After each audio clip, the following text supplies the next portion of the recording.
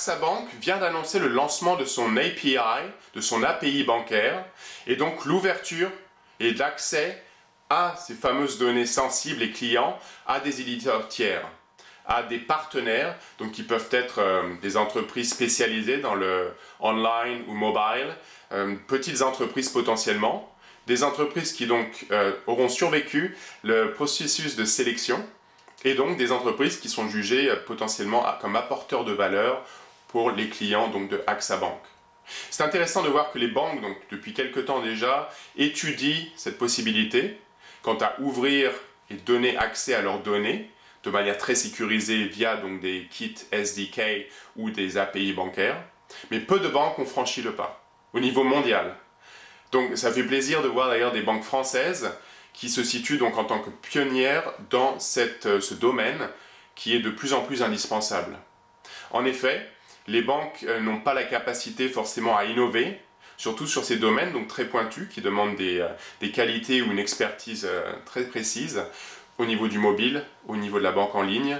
Donc c'est très intéressant de voir que ces banques admettent leur incapacité à innover de manière constante et admettent les limites de leur connaissance et ou de leur expertise quant à développer donc de manière rapide et fournir la meilleure expérience client à leurs utilisateurs de banque en ligne ou banque sur mobile. Donc fantastique thème et démarche. AXA Bank donc, a lancé cela aujourd'hui de manière officielle. C'est assez différent du positionnement de Crédit Agricole, qui donc via la Fédération nationale a lancé le CA-Store, CA Store, ce Crédit Agricole Store, il y a à peu près 2 mois. En effet, la différence majeure, la base est la même, hein, donc ouvrir les données bancaires, utiliser donc une application très sécurisée et avoir un processus de sélection donc, des partenaires.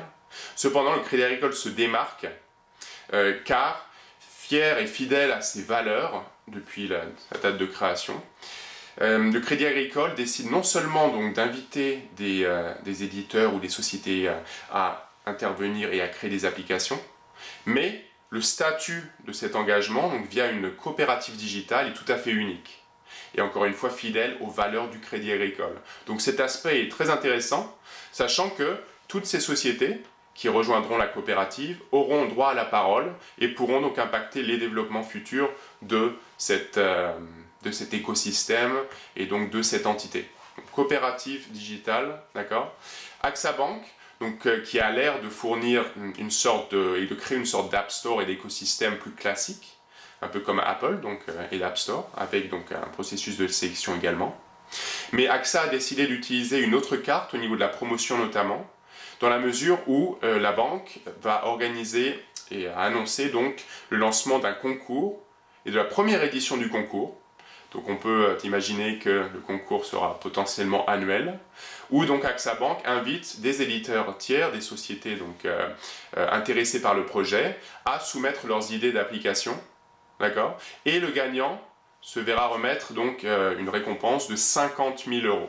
D'accord ? Donc c'est tout dans le reward, donc dans la récompense, car pour les 2 initiatives évidemment, ce qui va conditionner le succès, c'est la capacité à motiver donc et à recruter ses partenaires, c'est-à-dire donc le business model, le revenue model sera très important également. Okay ? Est-ce que c'était attractif pour ces sociétés de venir contribuer, investir du temps, de l'argent et donc fournir ces applications, d'accord ? Donc, moralité, plusieurs points seront déterminants. Non seulement le caractère innovant, et c'est bien d'être associé à cette démarche très innovante, mais également donc, le parc, si j'ose dire, établi de clients ou d'utilisateurs. Et AXA Bank compare difficilement évidemment avec Crédit Agricole, eu égard à la taille de ces institutions financières. Crédit Agricole, par exemple, a déjà entre 300 et 500 000 utilisateurs actifs et mensuels de leur application mobile Mon Budget, qui a été la base, si j'ose dire, de l'API et du kit SDK. Right? Donc on va voir un petit peu comment les choses vont évoluer. Ce sont 2 initiatives, encore une fois, très intéressantes, mais le succès donc, résidera dans leur capacité à attirer donc, des sociétés et à créer des applications innovantes. Ensuite, est-ce que leurs clients seront réceptifs? Est-ce que les clients utiliseront ces applications? Et est-ce que les clients sont prêts à payer pour ces applications et ainsi financer les investissements, encore une fois en temps, argent, intelligence, des partenaires. car les deux banques voient évidemment cela non pas comme une façon de gagner de l'argent, comme une source de revenus, mais de changer la perception de la marque, d'être vu de manière plus innovante, d'améliorer la satisfaction client, et évidemment, in fine, ils l'espèrent, l'effet de bord, d'attirer plus de clients, et en tout cas de retenir leurs clients, de leur faire passer plus de temps sur la banque en ligne ou la banque sur mobile. Voilà, écoutez, qu'en pensez-vous donc de l'ouverture bancaire, des API bancaires? Pensez-vous que demain toutes les banques auront donc une telle API ou une API peut-être universelle? Donc j'attends vos commentaires sur Facebook, Twitter ou sur le blog.